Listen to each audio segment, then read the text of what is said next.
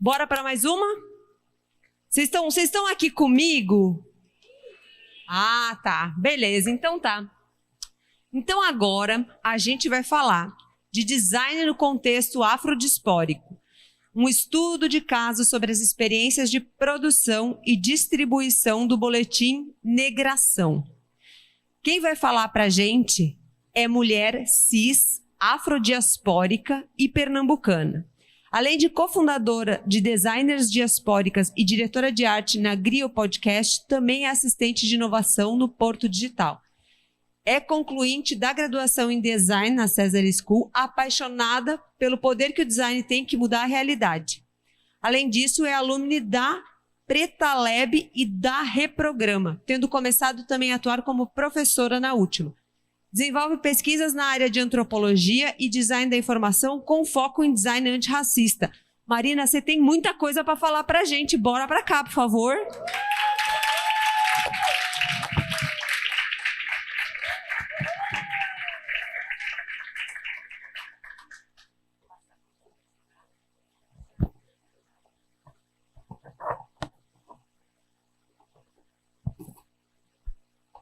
Oi.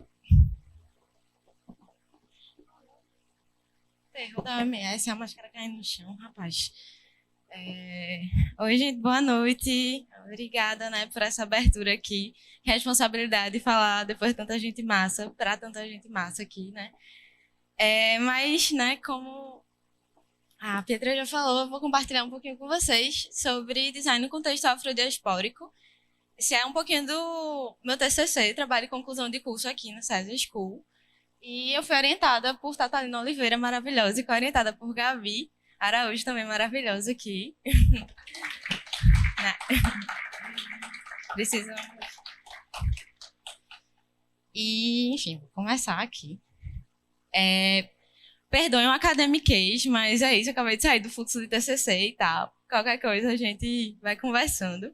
Mas, basicamente, eu vou começar falando um pouco sobre um alinhamento de perspectivas mesmo, trazendo alguns conceitos importantes para o meu trabalho. E o que é que eu estou falando, o que é que eu entendo por eles, né, aqui dentro. Depois, a motivação dele, o problema, o objeto de estudo, a justificativa, objetivo, metodologia, desenvolvimento e conclusões. Talvez não dê tempo de falar tudo, mas tudo bem também, a gente abre espaço para outros encontros e outras conversas, né. A primeira coisa muito importante, o primeiro conceito bem fundamentado esse trabalho é diáspora, né? Diáspora africana é a perspectiva afrodiaspórica, porque nem todo mundo sabe o que é diáspora e tá tudo bem também. É um conceito que basicamente fala sobre a dispersão de um grupo por motivos alheios à sua vontade. E é um conceito que surge muito ligado à história das pessoas judias e tal, mas a partir de 1965, mais ou menos, rola uma conferência na Tanzânia, que é como se fosse, a gente olhando para o mapa, assim, de África, é como se fosse a Bahia, assim, em comparação à América, só que em África, a Tanzânia. E lá teve uma conferência onde as pessoas começaram a associar a diáspora também à história africana, principalmente ligada ao processo de dispersão das pessoas escravizadas a partir dos fluxos de colonização. E isso é bem importante, é um conceito bem potente que agrega bastante a esse trabalho, porque consegue articular um espaço temporal e geográfico e também transnacional.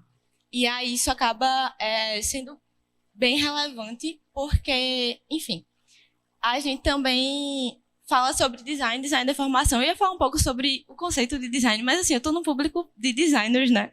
Mas, basicamente, o design surge muito atrelado à questão do que eu acho muito, muito interessante, como Rafael Cardoso pontua, infância da sociedade de consumo, né? Que a gente tem um processo de industrialização rápida, as coisas começam a mudar e ser produzidas, as pessoas começam a ter acesso a bens de consumo, mas as pessoas acabam sendo julgadas pelo seu gosto naquele momento e começa a ser desenvolvido, começam a surgir profissionais que são chamados de designers para ajudar a melhorar a aparência daqueles artefatos e também a forma como as pessoas experienciam, né, constroem a relação com aqueles artefatos.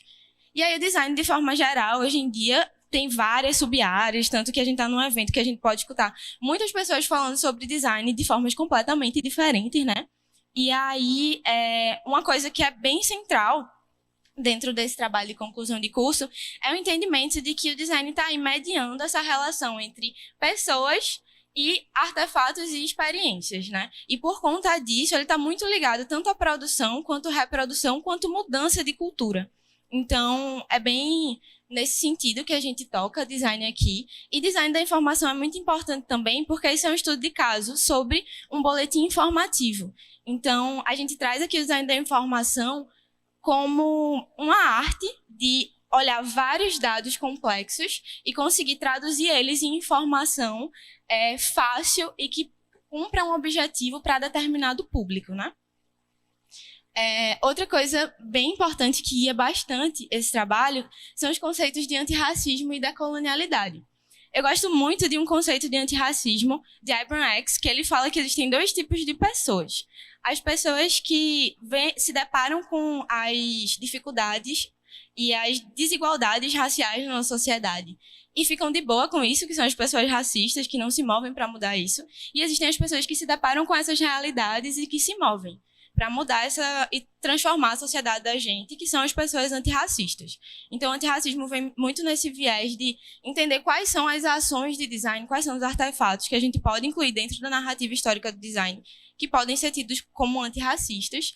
E da colonialidade, já até foi citado mais cedo, né? Acredito que em outros painéis ao longo da semana também, está muito ligado o surgimento, né, dessa palavra aos estudos, alguns estudos que surgem no final do século passado, principalmente a partir dos estudos de Aníbal Quijano sobre colonialidade, que a colonialidade em si é esse vetor de poder que surge e opressão, né, que surge a partir dos processos de colonização empreendidos principalmente, né, pela Europa e tal, mas que não deixam de existir a partir do momento que as colônias se libertam, porque ainda se mantém enquanto matriz de poder nas sociedades até hoje, como o racismo se mostra também como uma forma, né, de colonialidade, e o movimento decolonial, né, o entendimento de decolonialidade é justamente o impulso contra essa colonialidade do poder, essa matriz de poder opressora e tal, e que, por causa disso, também acaba sendo totalmente transnacional e faz muito sentido articular com a questão da diáspora, né? Porque em muitos países que têm diáspora africana e tal, também tem pessoas que estão ali resistindo enquanto forma de decolonialidade, né?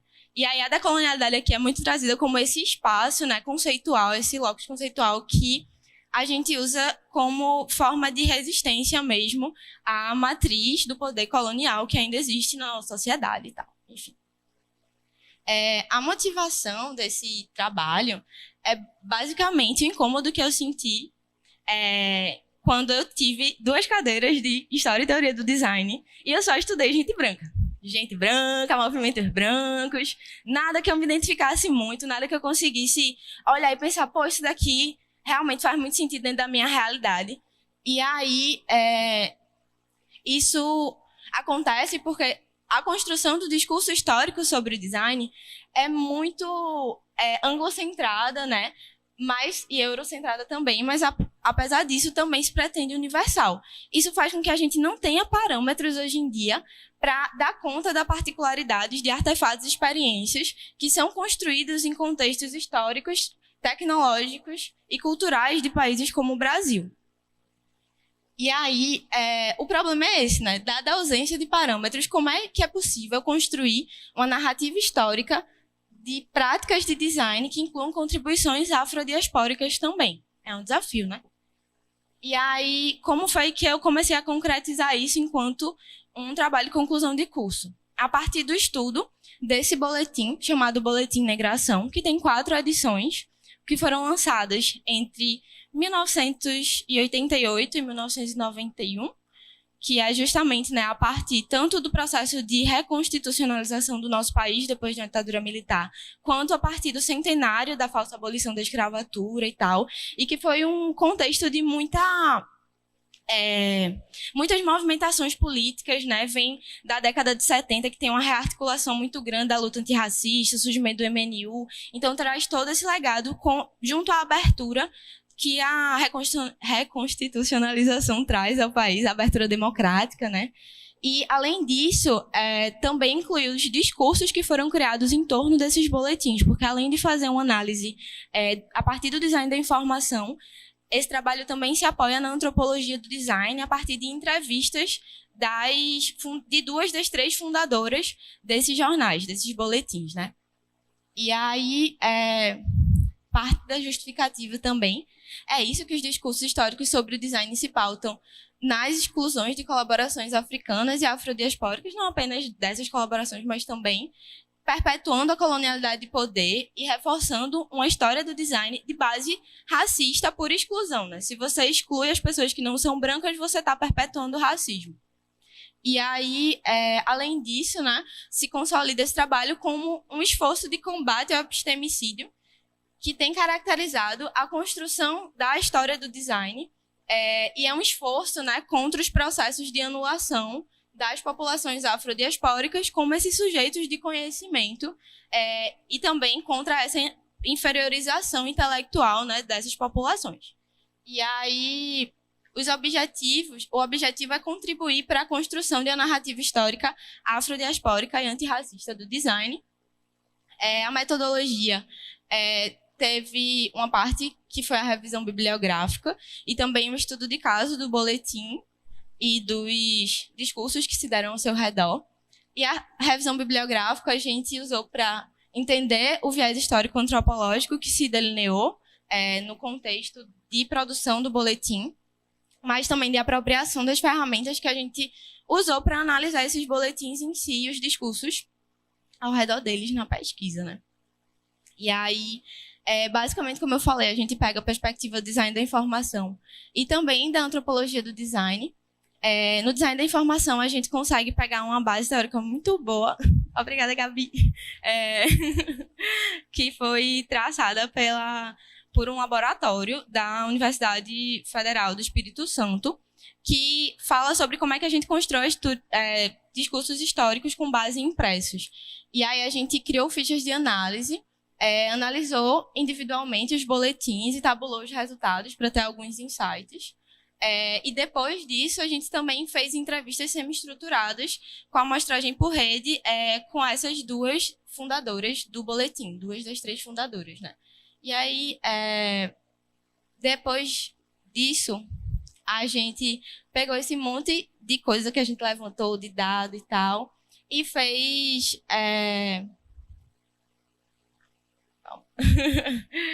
com os dados coletados, uma análise de conteúdo, né? Que consistiu em uma pré-análise, onde a gente escolheu de tudo que a gente levantou o que era que a gente ia usar. Depois, a exploração desse material a partir da criação de categorias de análise e a classificação dos elementos que compõem esse conjunto de fatos referentes ao estudo de caso para criar mesmo, tipo, uma história sobre tudo aquilo que a gente descobriu nesse processo de investigação. E aí, que deu origem ao trabalho de conclusão de curso em si, né? E aí, no desenvolvimento, eu começo muito falando sobre a imprensa negra desse final de século XX, enquanto uma tecnologia afrodiaspórica. E também sobre o acervo Negritos, que foi o acervo onde eu consegui encontrar esse objeto de estudo dos boletins em si, e que está online. Ele tem muitos outros boletins que circulavam como parte da imprensa negra antirracista, tanto em Pernambuco quanto na Bahia, e me ajudou bastante nesse processo e tal.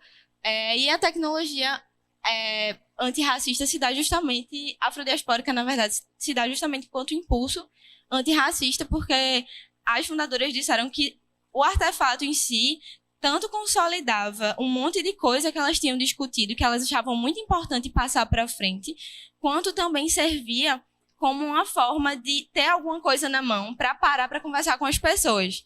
Então, eu quero muito falar com as pessoas sobre antirracismo, como é que eu posso começar a fazer isso? Então, ter um jornalzinho na mão e começar a falar é muito mais fácil do que falar do nada, assim, principalmente porque o racismo e o antirracismo são temas extremamente complexos, né? Não são simples da gente entender. E aí, sobre o resgate dos discursos históricos a partir de impressos, eu já comentei um pouco quando estava falando da metodologia, e a investigação antropológica se deu muito justamente a partir dessas entrevistas, né, com esses fundadores, como eu comentei também.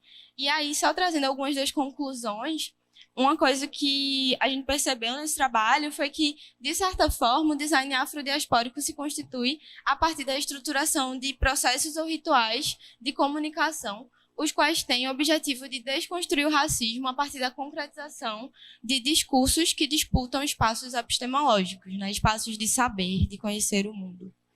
E aí, além disso, o cerne da investigação mais sistemática de uma história de design antirracista pode se dar também a partir de pesquisas estruturadas em torno da forma como as pessoas não brancas conseguem construir artefatos e experiências antirracistas, né, de combate ao racismo.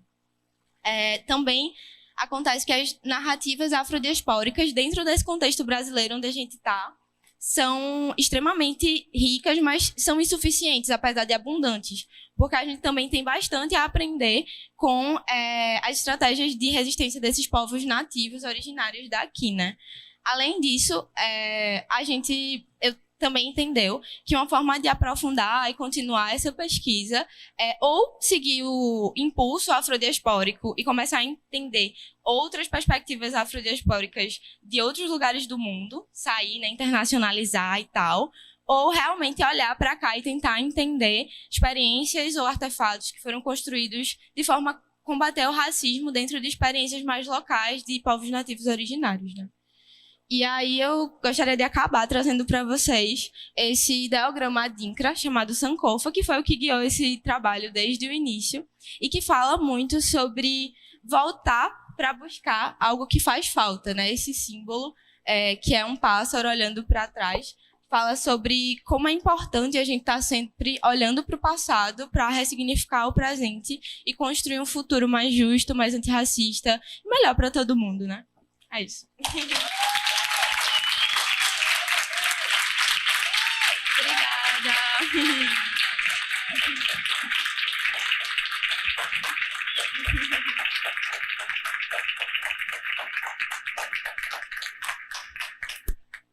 Eu nem preciso falar muito, né? Alguém tem alguma pergunta? Mãozinha desse lado? Mãozinha desse lado? Bora lá, então.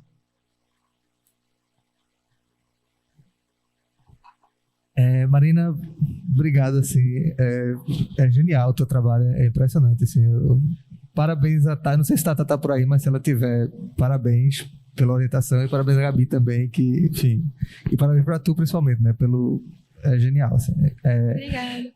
Na verdade, eu queria fazer duas perguntas aqui, eu vou fazer por mim e por Flora. A primeira tu quer escrever na Recorte sobre isso?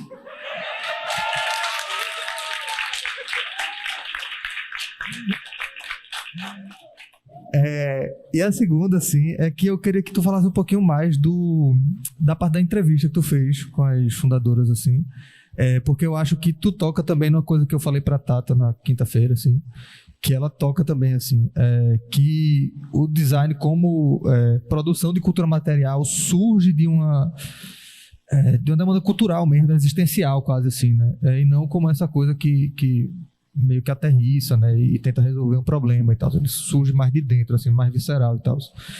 Eu queria, da conversa que tu teve com as fundadoras, tu sentiu isso? Como é que era a perspectiva delas e tal?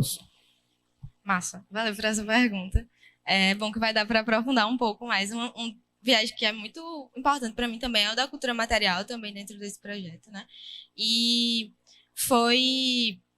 a entrevista foi muito guiada inicialmente por essa demanda que vem da cultura material de entender o que é que aqueles artefatos significaram para aquelas pessoas que criaram, né? O que é que o Boletim Negração significava, qual era a importância dele dentro desse contexto das produtoras, mas também para entender qual era o contexto que estava sendo produzido e depois, com a chegada de Gabi, muito também para entender como foram os processos, essas experiências de produção em si, né? E aí um dos achados foi que todas as pessoas envolvidas, primeiro que foi fundado por 3 mulheres negras, e eu achei isso muito potente, acho que é muito importante pontuar, mas além disso, nenhuma delas tinha experiência em design, na construção gráfica, em diagramação e nada disso. E elas contaram com o apoio de algumas ONGs, assim, para conseguir diagramar, para conseguir imprimir.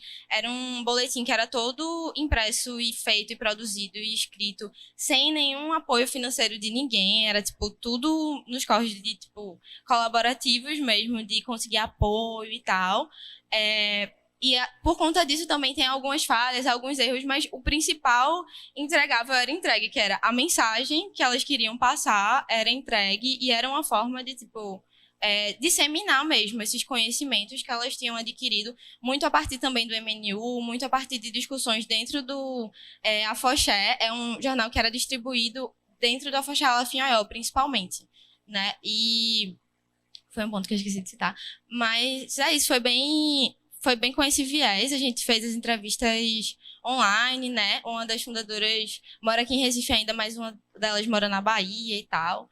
E foi isso, a gente conseguiu trazer uns achados bem ricos, tanto que depois foi uma missãozona conseguir, tipo, estruturar assim, as categorias de análise, filtrar o que era que ia ser usado, o que era que não ia ser usado. Mas é isso, acho que eu respondi, né? Mas sim, quero respondendo também a outra pergunta, escrever para a revista. Pode contar comigo. Mais alguma pergunta? Marina, muito obrigada. Obrigada também.